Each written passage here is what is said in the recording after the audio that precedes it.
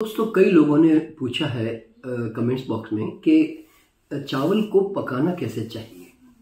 देखिए, बहुत सिंपल सी बात है कि जब भी कोई ग्रेन फ्रेश स्टेट में होता है, जैसे हरे चने, स्प्राउट्स या हरे मटर, तो उनको तो झंझट ही नहीं है क्योंकि वो तो फ्रेश स्टेट में है। लेकिन जब हम कोई भी ग्रेन, चाहे गेहूं हो, चावल हो, बाजरा हो, तो इनको सुखा देने के बाद में क्या होता है, इनकी वाटर कंटेंट खत्म हो जाती है। तो इसीलिए फिर उनको पकाने में उतनी ही देर लगती है। आज आपको मटर बनाने में टाइम, मटर को पकाने में देर नहीं लगेगी, लेकिन अगर मटर को सुखा दिया और उसकी सूखी दाल बना दी तो आप देखना कि फिर उसको कुकर की सीटियां मारनी पड़ती है। तो आप समझ सकते हैं कि सूख जाने के बाद में उसकी डाइजेस्टिबिलिटी थोड़ी हार्ड होती है। तो इसलिए ग्रेन चाहे चावल भी हो, उसको है ना हमेशा पहले भिगो कर रखें। इसीलिए हमारे भारत के अंदर भी ये प्रथा है कि चावल हमेशा भिगो कर रखे जाते हैं और उसके बाद उनको 5-6 घंटे जब वो भीग जाते हैं उसके बाद उनको बनाया जाता है। तो उससे क्या होता है, वो काफ़ी पानी जो है अब्जॉर्ब कर लेता है और उसका फिर दूसरा फ़ायदा ये मिलता है कि एक तो वो डाइजेस्टेबल फॉर्म में थोड़ा आ गया, फिर पकने में भी और समय भी बहुत कम लेगा। देखिए, जो चीज़ जितना पकने में कम समय लेती है ना, उतना ही वो आपके पाचन के लिए भी उतना ही अच्छा होता है। तो इसीलिए चावल जो है आप जब पकाएं तो उसको अपने ही पानी में पकाएं। आजकल तो राइस कुकर आ गए हैं जो पानी अपने आप अब्जॉर्ब कर लेते हैं।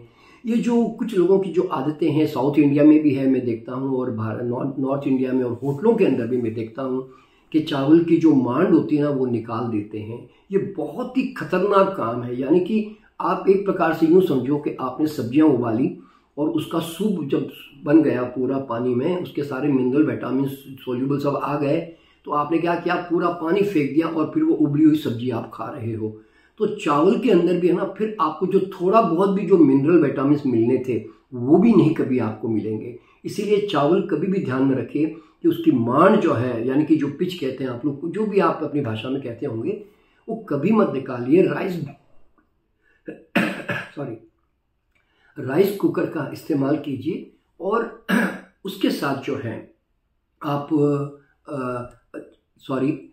राइस कुकर का इस्तेमाल कीजिए और उसके अंदर उसकी जब पिच रहेगी तो कम से कम जो भी बचे कुचे फाइबर निकालने के बाद, क्योंकि चावल जनरली वाइट राइस ज़्यादा खाते हैं लोग, ब्राउन राइस तो बहुत कम लोग खाते हैं, तो उस कंडीशन में उसके अंदर जितने भी बचे कुछ अब जो विटामिन मिनरल्स हैं वो तो कम से कम उसका तो लाभ उठा लो भाई।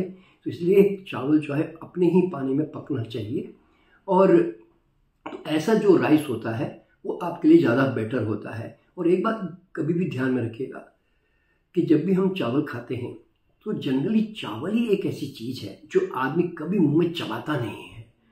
तो इसलिए बहुत ज़्यादा गीली गीली दाल, बहुत ज़्यादा कोई गीली दाल या बहुत ज़्यादा ढीला सांभर, ढीला रसम, इस तरह की चीज़ों के साथ जब खाते हैं ना राइस को, तो फिर वो फट करके निकल जाते हैं, तो फिर दांत तो लगते नहीं। देखिए, आधा पाचन तो किसी भी अनाज का मुंह के अंदर होता है, तो अगर आप उसको अच्छी तरह चबाएंगे नहीं ना तो फिर डाइजेशन पे थोड़ा बोझ पड़ता है।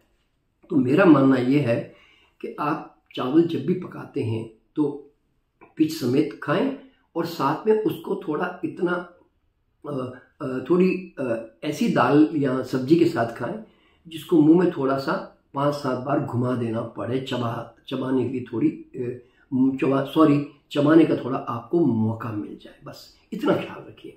तो उससे फिर क्या होगा, आपको चावल का जो रियल जो बेनिफिट मिलना है वो फिर आपको मिल सकता है।